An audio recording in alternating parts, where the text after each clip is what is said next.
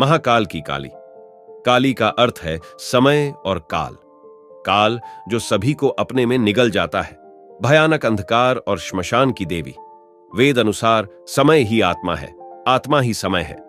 मां कालिका की उत्पत्ति धर्म की रक्षा और पापियों राक्षसों का विनाश करने के लिए हुई है।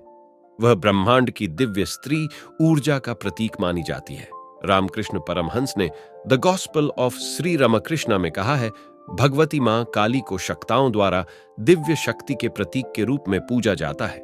काली माया के प्रतीक है। शाक्त संप्रदाय को शैव संप्रदाय के अंतर्गत माना जाता है। शाक्तों का मानना है कि दुनिया की सर्वोच्च शक्ति स्त्री है, इसलिए वे देवी दुर्गा को ही ईश्वर रूप में पूजते हैं। इस प्रकार ब्रह्म और शक्ति एक समान है। आप एक को स्वीकार करते हैं तो आपको दूसरे को भी स्वीकार करना होगा। ये ज्वाला और उसकी जलने की शक्ति के समान है। जैसे आग को उसके जलने की शक्ति के बिना और सूरज को उसकी किरणों के बिना नहीं सोच सकते, इस प्रकार ब्रह्म को शक्ति के बिना सोचा नहीं जा सकता, पूर्णता को अपूर्णता के बिना सोच नहीं सकते। आदिशक्ति सदैव क्रियाशील रहती है। वह मानो क्रिया में निर्माण, संरक्षण और विनाश कर रही है। इस शक्ति को काली कहा जाता है। काली ही ब्रह्म है और ब्रह्म ही काली है। ये एक ही वास्तविकता है। जब हम इसे निष्क्रिय मानते हैं, अर्थात यानी कि सृजन, संरक्षण और नाश के कार्यों में नहीं लगा होता है, तब हम इसे ब्रह्म कहते हैं। लेकिन जब यह इन क्रियाओं में ऊर्जा या शक्ति लगती है, तब हम इसे काली या शक्ति कहते हैं। यह वास्तविकता एक ही है, भिन्नता नाम और रूप में है। श्री मार्कंडेय पुराण एवं श्री दुर्गा सप्तशती के अनुसार काली मां की उत्पत्ति जगत जननी मां अंबा के ललाट से हुई थी। कथा के अनुसार एक बार राक्षस शुंभ और निशुंभ ने देवताओं को युद्ध में हरा दिया और तीनों लोकों पर कब्जा कर लिया। इसलिए देवता दुर्गा से मदद मांगने के लिए कैलाश पर्वत पर गए।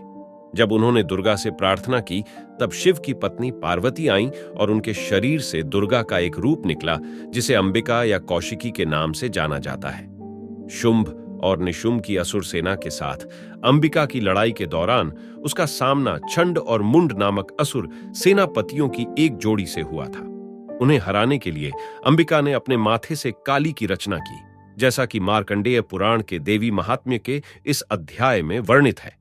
तब अंबिका को उन शत्रुओं पर अत्यंत क्रोध आया और क्रोध के कारण उसका मुख स्याही के समान काला हो गया। उसके माथे की सतह से अचानक तलवार और पाश से लैस भयानक चेहरे वाली काली निकली। अजीब सी खोपड़ी वाली छड़ी धारण करने वाली, खोपड़ी की माला से सजी हुई, बाघ की खाल पहने हुए, उसके क्षीण मांस के कारण बहुत भयावह, खुले हुए मुंह वाली, बाहर की ओर लपकती हुई जीभ से भयभीत करने वाली, गहरी धंसी हुई लाल आंखों वाली और क्षेत्रों को भरने वाली। वह आकाश से अपनी गर्जना के साथ तेजी से गिरती हुई और उस सेना में बड़े बड़े असुरों का संहार करती हुई उसने देवताओं के शत्रुओं की उन सेनाओं को भस्म कर दिया।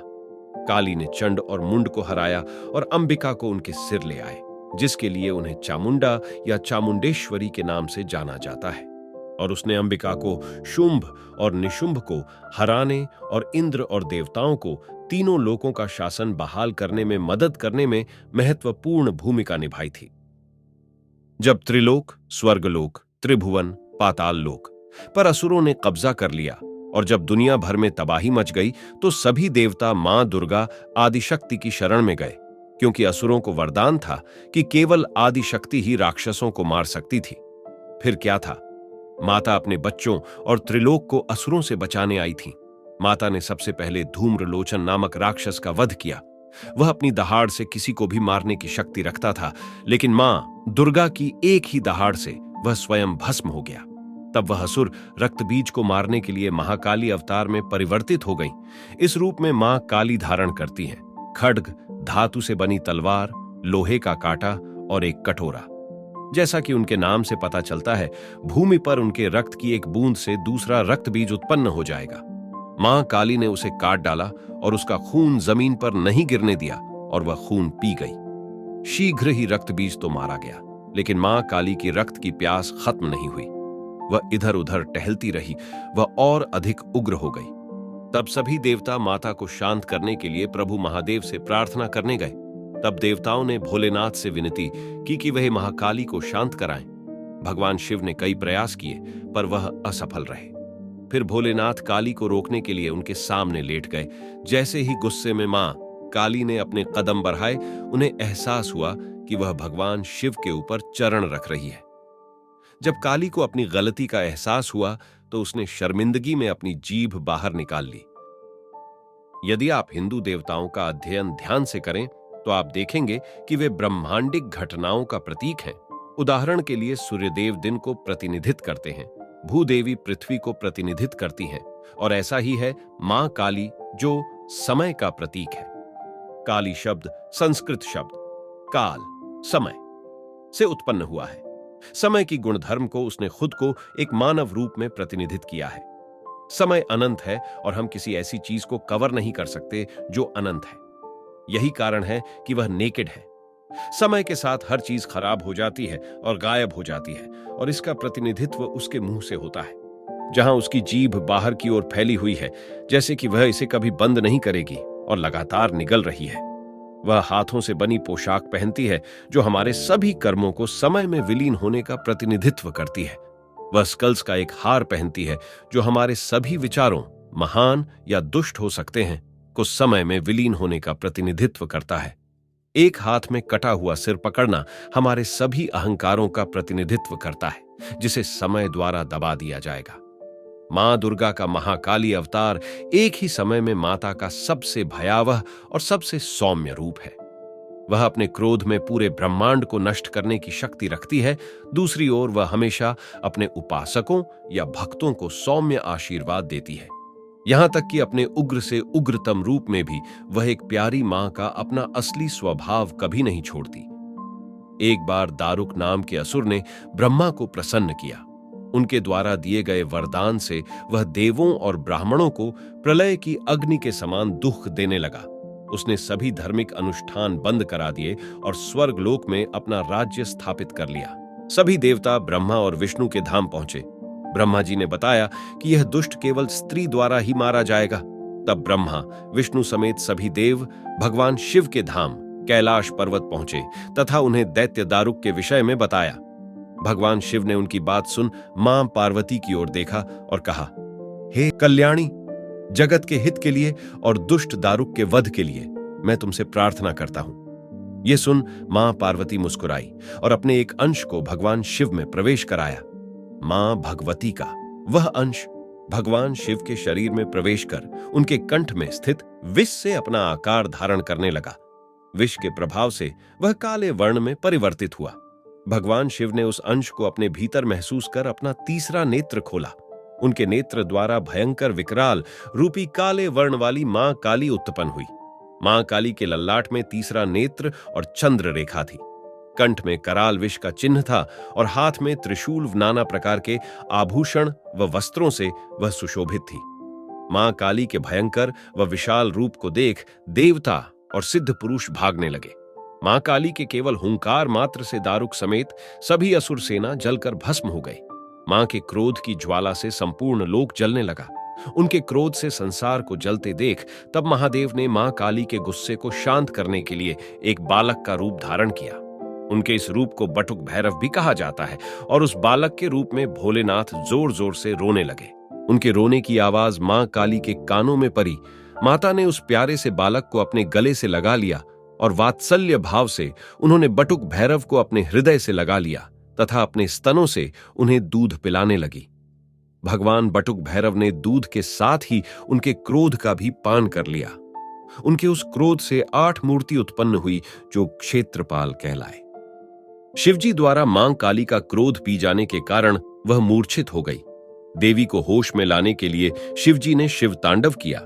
होश में आने पर मां काली ने जब शिव को नृत्य करते देखा तो वे भी नाचने लगी, जिस कारण उन्हें योगिनी भी कहा गया।